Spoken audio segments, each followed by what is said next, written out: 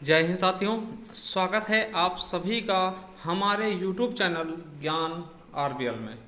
दोस्तों, आज हम लेके आए हैं अर्थशास्त्र का दूसरा पार्ट, यानी कि आज ये हमारी दूसरी वीडियो दोस्तों अर्थशास्त्र इकोनॉमिक्स की। ठीक है, इसमें हम दोस्तों अर्थव्यवस्था के बारे में आज देखने वाले हैं। और आपको बता दें कि इसके पहले आपको पता है कि जो पेट की क्लासेस हमने बहुत पहले स्टार्ट कर दी हैं। 18 सितंबर 2022 को पेट का एग्ज़ाम होना है, जिसके लिए साथियों हमने संपूर्ण जो आपका कॉन्स्टिट्यूशन है यानी संविधान वो समाप्त कर दिया है, संपूर्ण हिंदी समाप्त कर दी है। ठीक है, और उसके अलावा स्टैटिक जीके भी हमने लगभग समाप्त कर दिया है। तो चलिए दोस्तों, आपको बता दें पहली बार जुड़े हैं ना, तो जाइए डिस्क्रिप्शन में दोस्तों वहाँ लिंक मिल जाएगा, या फिर सीधा आप हमारे प्ले लिस्ट पर जा सकते हैं। देखिए तो जैसे प्ले लिस्ट पे आएंगे ना, आपको ये वाला प्ले लिस्ट देखना है जिसमें लिखा होगा यूपी SSC पेट 2022 क्लासेस संपूर्ण कोर्स। और इसमें आपको एक क्रम में दोस्तों लगी हुई वीडियो आपको मिल जाएंगी पेट से संबंधित। ठीक है, उसके अलावा अगर आप करंट अफेयर पढ़ना चाहते हैं, उत्तर प्रदेश करंट अफेयर 2022 के नाम से यहाँ आप जा करके करंट अफेयर की क्लासें ले सकते हैं। और अगर स्टैटिक जीके क्लास पढ़नी किसी भी एग्जाम के लिए साथ हो तो ये वाली क्लास ले लीजिए। और यूपी SSC वीडियो और वनरक्षक के लिए संपूर्ण हिंदी पढ़ने दोस्तों ये वाली क्लास आपके लिए बेटर रहेगी, इसको आप ज्वाइन कर लीजिएगा। ठीक, और यूपी पुलिस के लिए देखिए जो आपकी 40,000 प्लस वैकेंसी आएंगे ना, उसके लिए आप संपूर्ण हिंदी पढ़ना चाहते हैं तो ये वाली क्लास आपके लिए मोस्ट इंपॉर्टेंट होगी। उसके अलावा उत्तर प्रदेश स्पेशल यानी कि दोस्तों यूपी स्पेशल क्लासेस हमने बहुत अच्छे से समझाया है मैप के द्वारा, एक बार आप जा करके अवश्य देखिए। चलिए शुरू करते हैं आज की वीडियो को। तो साथियों हम देखने वाले हैं अर्थव्यवस्था। अर्थव्यवस्था क्या होती है?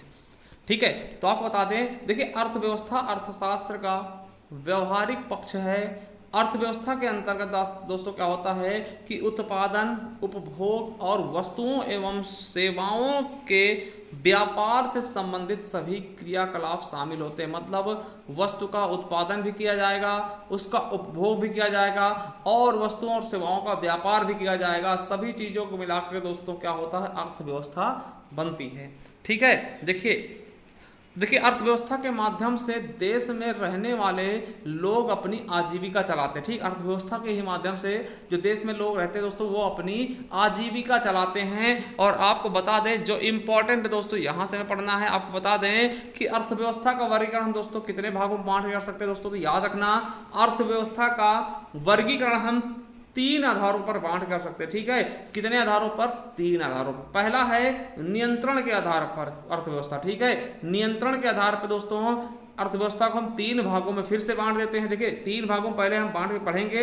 पहला है नियंत्रण के आधार पर। अब इनको दोस्तों हम 3 भागों में बांट के पढ़ सकते हैं दोस्तों, ये वाले आपके लिए बहुत ज्यादा इंपॉर्टेंट हैं।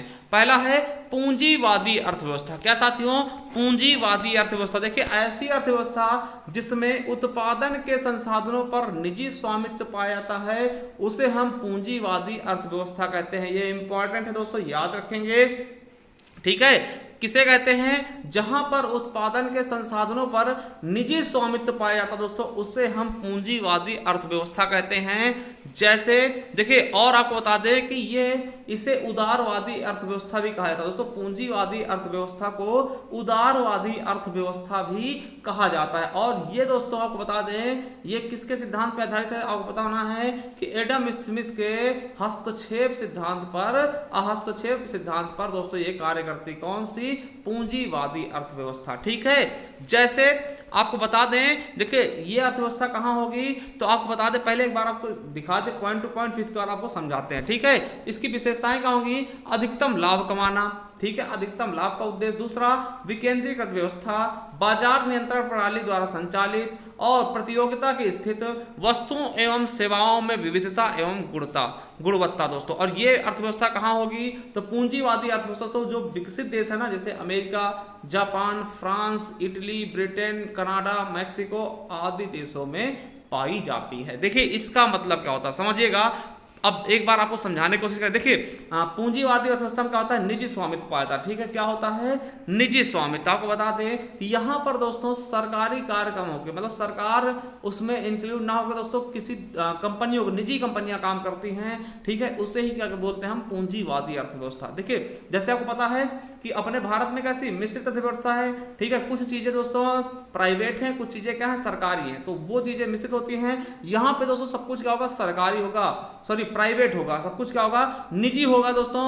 और सरकारी कुछ भी नहीं होगा। दोस्तों पूंजीवादी अर्थव्यवस्था क्या होती है, हर एक चीज क्या होती है, निजी होती है। ठीक है, यहाँ पे सरकारी कुछ नहीं होगा, सरकारी अस्पताल, सरकारी स्कूल, ऐसी चीजें नहीं होंगी। सब क्या होगा, प्राइवेट होगा, निजीकरण होगा। जैसे आप कहते हैं ना रेलवे निजीकरण हो रहा है, दोस्तों वही चीजें कहाँ है, आपके पूंजीवादी अर्थव्यवस्था का ही वो विषय है। ठीक है, चलिए अब देखिए एक चीज समझिएगा। अब देखिए इसे ही उदारवादी अर्थव्यवस्था कहते हैं। और किससे संबंधित है ये, तो एडम स्मिथ। समझे, आपसे पूछा जाएगा कि दोस्तों जो पूंजीवादी अर्थव्यवस्था है ये किसके सिद्धांत पे कार्य करती है, तो एडम स्मिथ के सिद्धांत पे कार्य करती है। अब देखिए इसकी विशेषता क्या होती है। देखिए जहां कहीं भी पूंजीवादी अर्थव्यवस्था होगी ना, वहां का उद्देश्य क्या होता है, अधिकतम लाभ कमाना। देखिए आपको पता है कि प्राइवेट कंपनियां क्या करती है दोस्तों, उनका काम क्या है। मान लिया दोस्तों अभी आपको पता है कि देखते होंगे आपके एक देखिए एक प्राइवेट ट्रेन चलाई गई तेजस एक्सप्रेस, है ना। एक आप देख लीजिए कोई सी भी जो सरकारी ट्रेन है, ठीक है, सरकारी ट्रेन। अब देखिए तेजस एक्सप्रेस जो होगा वो किसके लिए अधिकतम लाभ कमाएगा। दोस्तों प्राइवेट चीजें जो भी हो जाती है ना, वो अधिकतम लाभ कमाना चाहती है, मतलब किसी चीज का प्राइस जो होगा वो ज्यादा रखेंगी और अधिकतम लाभ कमाएंगी। लाभ कमाने, क्योंकि दोस्तों कोई भी कंपनी अगर काम करती है तो लाभ के लिए करती है।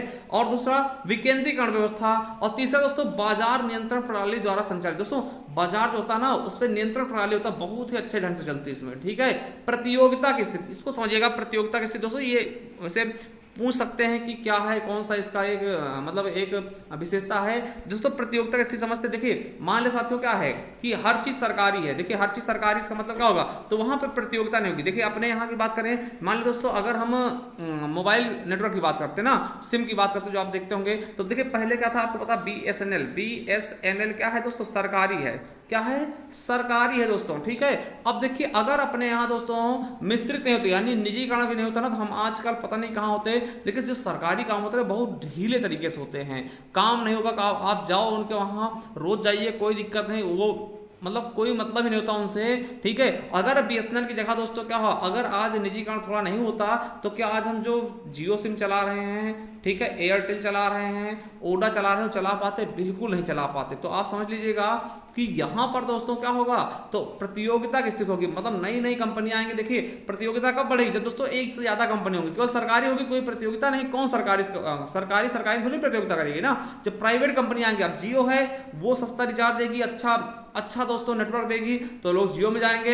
अगर एयरटेल अच्छा नेटवर्क दे रही, सस्ता दे रही दोस्तों, लोग एयरटेल में आ जाएंगे। तो इस तरीके से तो प्रतियोगिता की स्थिति होती है। ठीक है, और वस्तुओं एवं सेवाओं में दोस्तों विविधता एवं गुणवत्ता, दोस्तों बहुत अच्छी सेवा दी जाती है। देखिए जो प्राइवेट होगा ना, वहां पे सेवाएं अच्छी मिलेंगी, विविधता होगी। जैसे आप देखते हैं कि देखिए प्राइवेट ट्रेन होगा तो उसमें साफ सफाई बहुत अच्छी होगी, और आपको पता है सरकारी ट्रेनों में दोस्तों साफ सफाई नहीं होती। जैसे स्कूल में देख लो आप, देखिए सरकारी स्कूल में जाएंगे तो वहाँ पढ़ाई भी वैसी होती है और साफ सफाई भी वैसी होती है। अगर प्राइवेट स्कूल में जाएंगे ना, वहाँ पे फीस भी अच्छी होगी और पढ़ाई भी अच्छी होती है और साफ सफाई भी अच्छी होती है। तो प्राइवेट में आप समझ सकते हैं। तो दोस्तों पूंजीवादी अर्थव्यवस्था थोड़ा सा अच्छी होती है, मतलब यहाँ पे दोस्तों गरीबों के लिए थोड़ी सी कष्टदायक है। ठीक है, तो ये समझ सकते हैं। अधिकतम लाभ कमाना यहाँ कंपनियों को उद्देश्य होता है, अधिकतम लाभ कमाना। विकेंद्रीकृत व्यवस्था होती है, बाजार नियंत्रण प्रणाली द्वारा संचालित होती है और प्रतियोगिता की स्थिति होती है, और वस्तुओं एवं सेवाओं में विविधता का व गुणवत्ता पाई जाती है। देखिए ये सब चीजें ज्यादा नहीं पूछी जाएंगे, आपसे ये पूछ सकता है कि अमेरिका में कौन सी अर्थव्यवस्था है, तो पूंजीवादी। ठीक, पूंजीवादी अर्थव्यवस्था और क्या बोलते हैं, उदारवादी अर्थव्यवस्था। पूंजीवादी अर्थव्यवस्था किस पे संबंधित है, एडम स्मिथ द्वारा हस्तक्षेप सिद्धांत पर कार्य करता है। ठीक है, ये आपसे पूछे जाएंगे ना, आपसे देश दे देंगे कि भैया जापान की अर्थव्यवस्था कैसी है, तो पूंजीवादी। अधिकतर दोस्तों जो विकसित है ना, वहां की पूंजीवादी अर्थव्यवस्था ही है। अगला है समाजवादी अर्थव्यवस्था। क्या, समाजवादी अर्थव्यवस्था दोस्तों समझिएगा, ऐसी अर्थव्यवस्था जिसमें उत्पादन के संसाधनों पर सरकारी स्वामित्व पाया जाता है, समाजवादी अर्थव्यवस्था कहलाती है। और देखिए इसका जो उद्देश्य होता है ना, सभी नागरिकों के वस्तुओं एवं सेवाओं को समान वितरण होता है। ठीक है, सभी नागरिकों को दोस्तों वस्तुओं एवं सेवाओं का समान वितरण होता है। और ये दोस्तों कार्ल मार्क्स के विचार पर आधारित, कार्ल मार्क्स जो पुस्तक हमने बताया था दास कैपिटल ना, उस पर आधारित। यानी समाजवादी अर्थव्यवस्था किसके विचारों पर आधारित है, तो कार्ल मार्क्स के। पूंजीवादी किस पे, तो हमने पहले बताया था एडम स्मिथ के। ठीक है, अब देखिए आपसे पूछेंगे कि किस पर दोस्तों सरकारी स्वामित्व आया था। दोस्तों सरकारी, यहाँ पे प्राइवेट कुछ भी नहीं होगा दोस्तों, सब कुछ सरकारी होगा। सरकारी अस्पताल, सरकारी स्कूल है ना, सब कुछ सरकारी होगा। और देखिए सरकारी चीजों में क्या होता है, ये जनता की भलाई के लिए होती है। यहाँ पे पैसे कम पड़ेंगे आपके, देखिए पैसे कम पड़ेंगे करेंगे, ठीक है, तो वही चीज बताएगा सभी नागरिकों को वस्तुओं एवं सेवाओं का समान वितरण किया जाएगा दोस्तों, ठीक है, याद रखेंगे। दोबारा देखते हैं समाजवादी अर्थव्यवस्था क्या होती है। ऐसी अर्थव्यवस्था जिसमें उत्पादन के संसाधनों पर सरकारी स्वामित्व पाया जाता है दोस्तों, समाजवादी अर्थव्यवस्था कहलाती है। सभी नागरिकों और वस्तुओं को दोस्तों समान वितरण, ठीक है, ये किस पे संबंधित, कार्ल मार्क्स के विचारधारा पे संबंधित है। इसकी विशेषताएं क्या होंगी दोस्तों। अब देखिए जो समाजवादी होगा ना, इसका लाभ कमाने कोई उद्देश्य नहीं होगा, बल्कि जनता की भलाई करना, जनता कल्याण के लिए। तो देखिए कोई सरकारी ऐसी योजना चलाई जाएगी ना, मान लो पंचवर्षीय योजना चलाई गई ना सरकार द्वारा, उसमें दोस्तों जनता की भलाई के लिए चलाई जाती है कोई भी चीज है ना। सरकारी स्कूल खुले तो जनता की भलाई के लिए, वहां आपसे हजारों रुपए नहीं कमाती सरकार, ठीक है। कोई भी चीज अगर सरकारी होगा तो वो जनता की भलाई के लिए। तो याद रखेंगे कि इसका मेन उद्देश्य, पूछेंगे किसका मेन उद्देश्य होता है जनता की भलाई करना दोस्तों, तो किसका, समाजवादी अर्थव्यवस्था का, ठीक है। सब कुछ दोस्तों सरकार के हाथों में, कुछ भी निजीकरण नहीं होता दोस्तों, कुछ भी प्राइवेट नहीं होता, सब कुछ सरकार के हाथों होती है, ठीक है। और ये दोस्तों कहां था, तो पूर्व सोवियत संघ रूस में दोस्तों, ठीक है। कहां समाजवादी अर्थव्यवस्था किसकी थी, तो यूएसएसआर के, ठीक है। और आपको बता दें विश्व में सर्वप्रथम दोस्तों पंचवर्षीय योजना रूस में 1927 से 32 के बीच चलाई गई थी, ठीक है। और ये दोस्तों किसको दर्शाता है, आपके समाजवादी, है ना। चलिए अगला देखते हैं मिश्रित अर्थव्यवस्था। दोस्तों ये वाला क्वेश्चन कई बार पूछा था कि भारत की अर्थव्यवस्था कैसी है, तो मिश्रित अर्थव्यवस्था। देखिए मिश्रित मतलब क्या होता है, देखिए हमने देखा एक चीज मैं बता दूं, देखिए हमने देखा पूंजीवादी अर्थव्यवस्था, और दोस्तों देखिए एक हमने देखा पूंजीवादी और एक समाजवादी, पूंजीवादी और एक समाजवादी, ठीक है, समाजवादी, ठीक है, समाजवादी और पूंजीवादी। देखिए पूंजीवादी में क्या होता था, हमने बताया कि इसमें दोस्तों सब कुछ क्या होता था, निजी होता था, सब कुछ निजी दोस्तों, प्राइवेट कंपनियों के पास होता था सब कुछ, है ना, जैसे कि अमेरिका में। और समाजवादी में क्या होता था, इसमें दोस्तों सब कुछ सरकारी होता था, सब कुछ सरकारी होगा, यानी यहाँ दोस्तों क्या होगा, समाजवादी में जनता की भलाई मेन उद्देश्य होगा, यहाँ पे लाभ कमाना मेन उद्देश्य होगा पूंजीवादी में, ठीक है। अब दोस्तों भारत ने सोचा कि हम पूंजीवादी रखें या समाजवादी, तो भारत ने इसका बीच का रास्ता निकाल लिया, दोनों को मिक्स करके, ठीक है, क्या कर लिया, दोनों को मिक्स करके एक बनाई मिश्रित अर्थव्यवस्था। दोस्तों ये बहुत बार पूछाता है कि भारत की अर्थव्यवस्था में कौन से गुण पाते, तो निजी और समाजवादी दोनों अर्थव्यवस्था गुण पाए थे ना। तो मिश्रित अर्थव्यवस्था के इस स्वरूप में पूंजीवादी एवं समाजवादी दोनों अर्थव्यवस्थाओं की विशेषता पाई जाती है। ऐसी अर्थव्यवस्था जिसमें उत्पादन के साधनों पर निजी एवं सरकारी दोनों का स्वामित्व पाता है दोस्तों, मिश्रित अर्थव्यवस्था कहलाती है। और ये जे.एम. किन्स के विचारों पर आधारित, दोस्तों मिश्रित किस पे आधारित है, जे.एम. किन्स। देखिए इसमें क्या होगा, आपने देखा होगा कि यहाँ पर दोस्तों भारत में क्या है, कुछ चीजें सरकारी भी हैं, कुछ चीजें प्राइवेट भी है ना। देखिए जैसे आपको बता दूं कि देखिए सिम की बात करते हैं, सिम दोस्तों बीएसएनएल, देखिए टेलीकॉम कंपनी बीएसएनएल, दोस्तों बीएसएनएल क्या है, सरकारी है, बीएसएनएल, बीएसएनएल सरकारी है, और प्राइवेट भी तो है कंपनियां, एयरटेल, ओडा, जियो, ठीक है। अभी आपके दोस्तों क्या होगा, अब देखिए यहाँ पे दोस्तों क्या होगा, देखिए यहाँ पे जनता की भलाई भी होगी, ठीक है।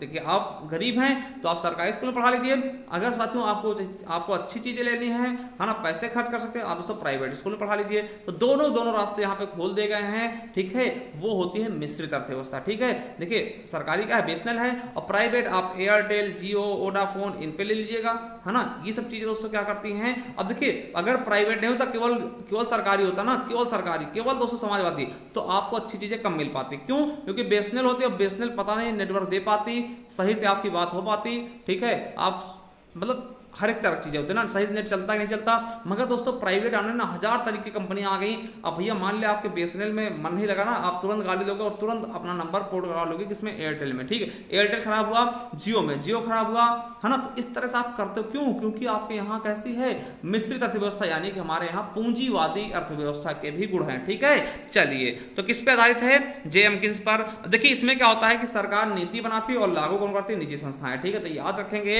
जिस संस्था में, चलिए एक बार मैं आपको बता दूं, जैसे अपने यहाँ भारत की अर्थव्यवस्था कैसी है, विशेषताएं क्या होती है दोस्तों, यहाँ आर्थिक नियोजन होता है और सरकार के नियामक रूप से भूमिका होती है और व्यक्तिगत स्वतंत्रता होती है, सभी व्यक्तियों की अलग अलग स्वतंत्रता होती है, ठीक है। जैसे भारत में क्या है, मिश्रित अर्थव्यवस्था। चलिए एक बार मैं आपको बता दूं कि देखिए एक हमने देखा पूंजीवादी अर्थव्यवस्था। पूंजीवादी अर्थव्यवस्था में देखिए यहाँ पे क्या होता है, सब कुछ प्राइवेट होता है, क्या होता है, प्राइवेट होता है, ठीक है। फिर उसके बाद दोस्तों पूंजीवादियों का, फिर समाजवादी अर्थव्यवस्था। क्या समाजवादी अर्थव्यवस्था में दोस्तों क्या होगा, यहाँ पे सब कुछ क्या होगा, GOVT गवर्नमेंट होगा, ठीक है। और दोस्तों मिश्रित में क्या होगा, दोनों हो जाएंगे। क्या हो जाएगा मिश्रित में, क्या होगा आपका प्राइवेट और गवर्नमेंट दोनों हो जाएगा, प्राइवेट प्लस गवर्नमेंट दोनों होगा। देखिए प्राइवेट, देखिए पूंजीवादी अर्थव्यवस्था काम क्या होता है, अधिकतम लाभ कमाना, प्रतिस्पर्धा की स्थिति और समान दोस्तों अच्छा मिलेगा, ठीक है। समाजवादी में क्या होता है, समान की कल्याण करना, ठीक है, गरीबों का कल्याण करना, मतलब देश में कल्याण करना, यानी सब कुछ गवर्नमेंट होगा, सब कुछ सस्ता रहेगा, है ना। तो वो चीजें कहाँ हैं, USSR यानी कि पूर्व सोवियत संघ रूस में दोस्तों क्या था आपका समाजवादी अर्थव्यवस्था। पूंजीवादी कहाँ की, अमेरिका की है। और फिर दोस्तों दोनों को मिला करके भारत ने बनाया मिश्रित अर्थव्यवस्था दोस्तों, ठीक है। तो याद रखेंगे, देखिए पूंजीवादी अर्थव्यवस्था किस पे आधारित है, तो दोस्तों एडम स्मिथ पे, ठीक, और दास कैपिटल पे समाजवादी, और JM किन्स पे दोस्तों कौन सा, इंडिया वाली, यानी कि भारतीय अर्थव्यवस्था यानी मिश्रित अर्थव्यवस्था, ठीक है। पूछेगा भारतीय अर्थव्यवस्था कैसे दोस्तों, मिश्रित अर्थव्यवस्था, ठीक है। अब आपसे पूछ ले किस अर्थव्यवस्था का मेन उद्देश्य होता है लाभ कमाना, दोस्तों सबसे ज्यादा लाभ कमाना किसका होता है, पूंजीवादी का। किस अर्थव्यवस्था का उद्देश्य होता है समाज की कल्याण, समाज का कल्याण करना, तो आप बताएंगे भैया किसका, समाजवादी अर्थव्यवस्था, है ना। इस तरह से क्वेश्चन बन सकते हैं। तो हमने बताया था दोस्तों जो आपके अर्थव्यवस्था उसको 3 भागों में बांटते, पहला हमने देख लिया था। दूसरा दोस्तों विकास के आधार पर अर्थव्यवस्था का वर्गीकरण ना, विकास के आधार पर आपको पता विकसित देश होते हैं, विकसित अर्थव्यवस्था वाले देश, है ना, विकासशील और अविकसित। तो आप बता दें विकसित अर्थव्यवस्था क्या होता है, तो उन देशों की को विकसित कहा जाता है जहां उत्पादन के तीनों संसाधन प्राकृतिक, मानवीय, भौतिक पर्याप्त मात्रा में उपलब्ध होते हैं और उनका अनुकूलतम या समुचित उपयोग हो रहा हो दोस्तों, उनको हम क्या बोलते हैं, विकसित देश। जैसे आपको पता होगा कि अमेरिका, कनाडा, ब्रिटेन के दोस्तों, और आपको बता दें इनकी जो राष्ट्रीय आय होती है ना दोस्तों, राष्ट्रीय आय जानते ना, उसमें सबसे ज्यादा योगदान किसका होगा, तो तृतीय क्षेत्र का, यानी विकसित देशों में सबसे ज्यादा योगदान दोस्तों सेवा क्षेत्र, जिसको तृतीय क्षेत्र बोलते हैं, है ना।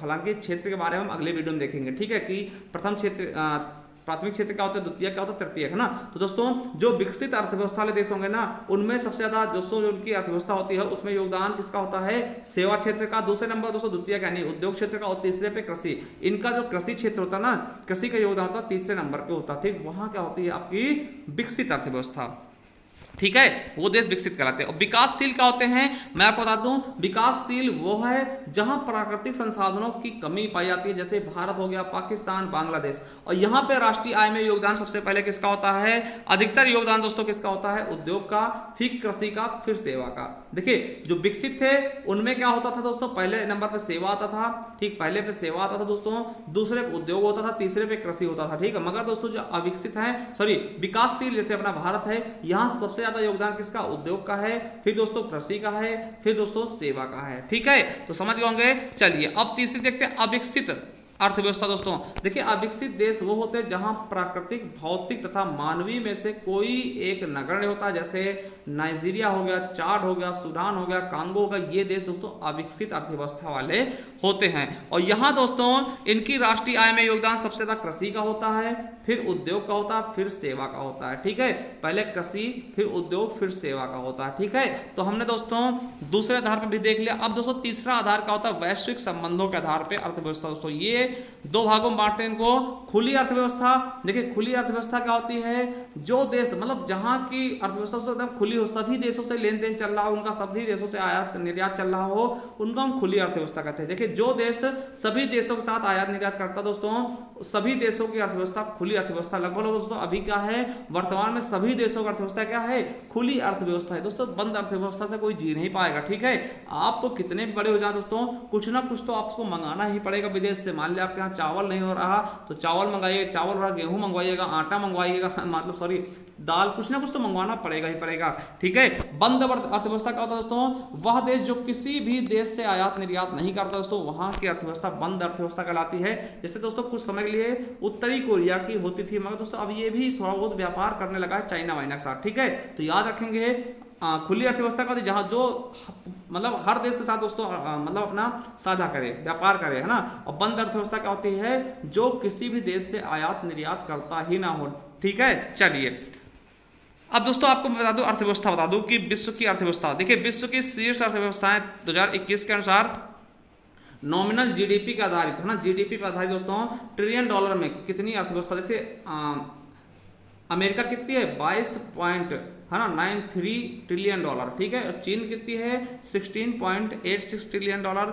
और जापान की अर्थव्यवस्था कितनी है, 5.10 ट्रिलियन डॉलर। जर्मनी की क्या है दोस्तों, चौथे नंबर जर्मनी है 4.23। और पांचवें नंबर दोस्तों किसकी अर्थव्यवस्था है, यूके की 3.10। और छठे नंबर दोस्तों अपने भारत की है अर्थव्यवस्था, कितनी, 2.94 ट्रिलियन डॉलर, है ना। तो भारत की अर्थव्यवस्था दोस्तों 2021 के अनुसार कितने नंबर पे है, तो छठे स्थान पे। कितनी है अर्थव्यवस्था इसकी, तो 2.94 ट्रिलियन डॉलर ना, जीडीपी इसकी ये है, ठीक है। तो समझ गए होंगे दोस्तों, आई होप बिल्कुल अच्छे समझ में आएगा दोस्तों। इसकी देखिए आप ज्वाइन करिए हमारा टेलीग्राम चैनल जिसका नाम है ज्ञान आरबीएल ऑफिसर दोस्तों, यहाँ से जुड़ जाइएगा, ठीक है।